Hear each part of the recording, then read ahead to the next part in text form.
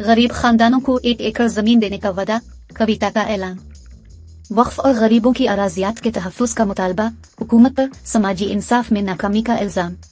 तेलंगाना रक्षणा सेना की चीफ करवाकंटला कविता ने प्रेस कॉन्फ्रेंस में ऐलान किया कि इक़्तिदार में आने के बाद भूलक्ष्मी स्कीम के तहत हर मुस्तहिक गरीब खानदान को 1 एकड़ अराजी फराहम की जाएगी। कविता ने इल्ज़ाम आयद किया कि रियासत में गरीबों की अराजियात मुख्तलिफ मनसूबों और सनती तरक्की के नाम पर हासिल की जा रही है। उन्होंने हुकूमत से मुतालबा किया कि असाइन लैंड के मालिकान को मालिकाना हुकूक दिए जाएं और गरीबों की जमीनों का तहफ़्फ़ुज़ यकीनी बनाया जाए।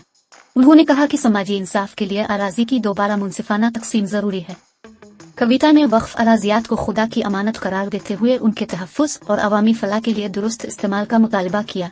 उन्होंने हुकूमत से को मौला अली के खादमैन के मसाइल हल करने और उन्हें मुनासिब मकानात फराहम करने का भी मुतालबा किया।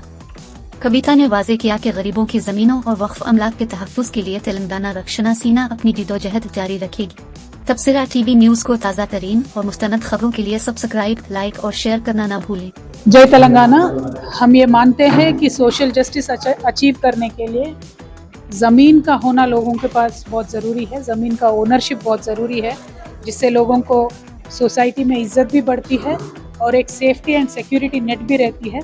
हमारे मुल्क में कई बार ऐसे कोशिशें हुए थे, लैंड रिफॉर्म्स एक्ट आए थे, लैंड ओनरशिप दिया गया था अलग अलग सिचुएशंस में। तो हम तेलंगाना में ये प्रपोज करते हैं कि तेलंगाना में जो लैंड है, लैंडलेस फैमिलीज है, उनको 1 एकड़ ज़मीन दिया जाना चाहिए। हम जब भी सत्ता में आएंगे उस समय हम ज़रूर ये चीज़ अमल करेंगे और इस स्कीम का नाम हमने भूलक्ष्मी रखा है। फ़िलहाल जो तेलंगाना में कांग्रेस सरकार चल रही है, उन्होंने उनके मैनिफेस्टो में अनाउंस किया था कि असाइनमेंट लैंड्स जो होती है उनके ऊपर ओनरशिप राइट्स देंगे, लेकिन 30 महीने तकरीबन हो गए, आज तक उन्होंने राइट्स नहीं दिए हैं।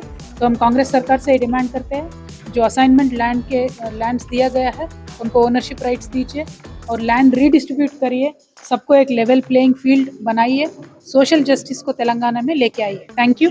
जय तेलंगाना। के बारे में मैडम माइनॉरिटीज में बहुत परेशान है जी। आज कई लोग जो है घर के आते परेशान कर रहे हैं जी। कलेक्टर करने आप आके देखिए, इतनी दरखास्तें हैं लेकिन उसके ऊपर कोई एक्शन नहीं लिया जा रहा। सिर्फ वादे किए जा रहे हैं लेकिन वादे पूरे नहीं। तो इसके ऊपर आपका क्या कहना है?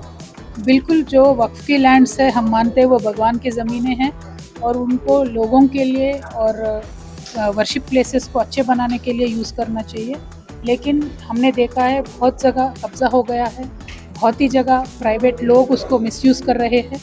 लेकिन लगातार जो भी सरकारें आ रही है सिर्फ सियासती वादे दे रहे हैं, लेकिन कभी उसके ऊपर अमलावरी नहीं हुआ है। हम मानते हैं औकाफ़ी ज़मीनों को सेव करना बहुत ज़रूरी है, उनको अच्छे यूटिलाइजेशन में लेके आना भी बहुत ज़रूरी है।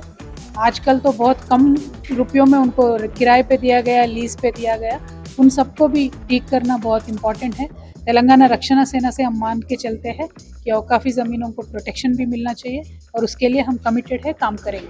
आप एक बार वक्फ बोर्ड को विजिट करिए मैडम। बाजू की बिल्डिंग जो है कंस्ट्रक्शन के लिए 4 साल हो गया, लेकिन अभी तक इसको जो है कोई पूछने वाला हाल नहीं है, कोई पुरसाने हाल नहीं है मैडम। तो हमारी दरखास्त है आपसे कि आप बिल्कुल विजिट करेंगे और जो मॉस्क्स है हर जगह उनके रिपेयर्स पे भी और मॉस्क में जो काम करने वाले, जो सालों से भगवान के सेवा में जो वहाँ खिदमत करने वाले लोग हैं, उनको भी रहने के लिए तक जगह नहीं है, घर नहीं है, सैलरीज का बहुत ख़राब हालत है। लगातार लोग आके हमें एप्लीकेशंस दे रहे हैं। हम उनको भरोसा दिलाना चाहते हैं कि हम आपके साथ हैं, आपके लिए काम करेंगे। हम जब मौलाली के दरगाह पे गए थे तब भी हमने वक्फ बोर्ड चेयरमैन साहब के साथ रिक्वेस्ट किया था कि यहाँ के जो खिदमतदार है उन सबको आप ज़मीन दीजिए करके। देने का प्रोविज़न है, ज़मीन है, सिर्फ दिल नहीं है। बस वो दिल लाने का काम हम करेंगे। Thank you. जय तेलंगाना।